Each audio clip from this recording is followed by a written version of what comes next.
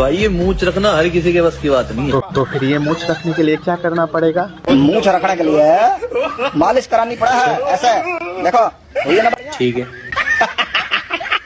जो भी हुआ, लेकिन इस बंदे के साथ बहुत ही गलत हुआ। ऐसा नहीं होना चाहिए। अरे हमें फर्क नहीं पड़ता किसने अभी झटा होता, गंगा को निकाला।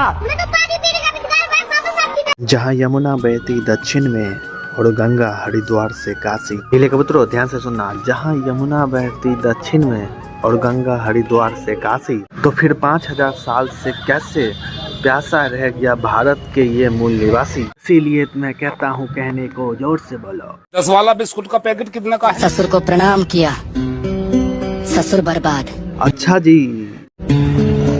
उसने अडवाणी को प्रणाम किया, अडवाणी बर्बाद। वाह, भर भर के नॉलेज है, क्या ज्ञान पेल रहा है। लेकिन बताऊं कि ये मोदी जी के बारे में इस तरह से बयानबाजी कर रहा है और इसको देखने से लग रहा है कि मोदी से इतना इसकी फट पड़ी है कि हमेशा से कहते रहता है 10 वाला बिस्कुट का पैकेट कितने का है? जानते हुए भी कहते रहता 10 वाला बिस्कुट का पैकेट कितने का है? है। जब भी पूछो तो क्या पसंद है, हमेशा कहते रहता है बैगन।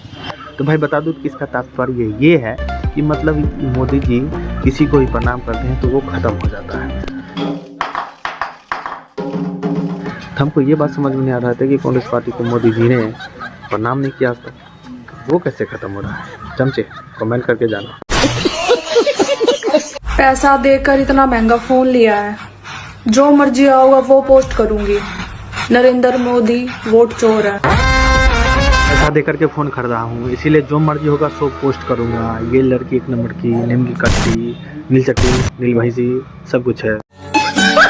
ये दोगलापना नहीं है तो और क्या है। आप लोग देख सकते हैं गोरखपुर में जगह जगह पोस्टर लगा हुआ है जिसमें ये लिखा हुआ है I love Yogi Adityanath. Poster तो योगी बाबा का लगा हुआ है और उसके बाद ये जो पोस्टर बैनर जो है सो सरकारी जमीन में लगा हुआ है। लेकिन हमको एक बात समझ नहीं आ रहा, तुम जैसे आटू चाटू को मिर्ची पिछवाड़े में क्यों लग रहा है?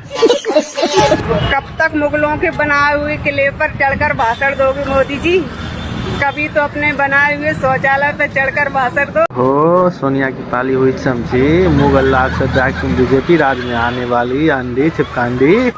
मतलब कि तुझे भी पता है कि 70 साल से कांग्रेस ने कुछ नहीं किया, सिर्फ और सिर्फ कांग्रेसियों ने चमचे पैदा किए हैं और इस चमचे इतने कठोर हैं कि हर जगह से जलील हो जाते हैं। फिर भी बाद में बोलते हैं ऐसा नहीं होना चाहिए था, ये गलत बात, ये सही नहीं होगा क्योंकि मोदी ने किया है, बीजेपी ने किया है, ये हो ही नहीं सकता।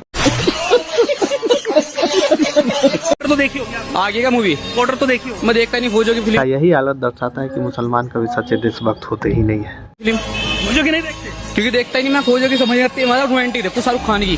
अपनी दियादरी का कोई भी मूवी होगा वो नहीं देखेगा, लेकिन फौजियों से रिलेटेड, देशभक्ति से रिलेटेड अगर कोई मूवी है वो लोग इसको नहीं देखेगा क्योंकि ये लोग को देखना वो हराम कहलाता है। मैं ये पूछ रहा हूँ कि आप ऐसी मूवीज देखना पसंद करेंगे क्योंकि वो उसमें भारत की जो लड़ाई हुई थी पाकिस्तान के साथ में, उनको जो हमारे देश के वीर जवान। भाई साहब आपने इस बंदे का थोबड़ा देखा हो कि भाई कितना तड़प रहा था, क्योंकि ये भाई साहब ने सुन लिया था कि पाकिस्तान का नाम।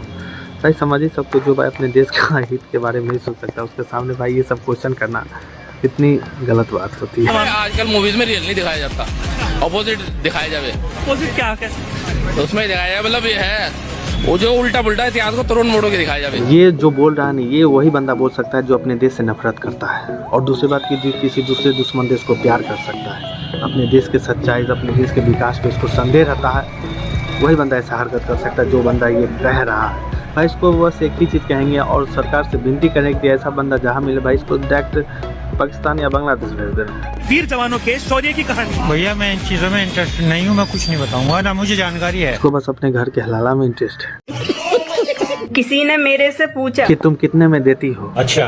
तो मैंने उससे बोला 10 लाख। 10 लाख? 10 रुपए का भी शकल नहीं है तेरे पास। देख लीजिए सर, जगह जगह कटोरे लेके घूम रहे हैं, लेकिन शर्म हमें कोई नहीं आती। बड़ा अफसोस की बात। ट्रस्ट इसको बड़ा अफसोस की बात नहीं कहते हैं, क्या कहते हैं सभा शरीफ? मजबूरी है। सही बात है सर। सभा शरीफ तुम्हारे ये प्रवचन को सुनने के बाद ये बंदा बंदी दोनों खुश हो गए। एक बार फिर से बोलना। लेकिन मजबूरी है। ये आपकी बात सही है, मतलब कटोरा लेके घूमा। अभी मजा आएगा ना भिड़ो।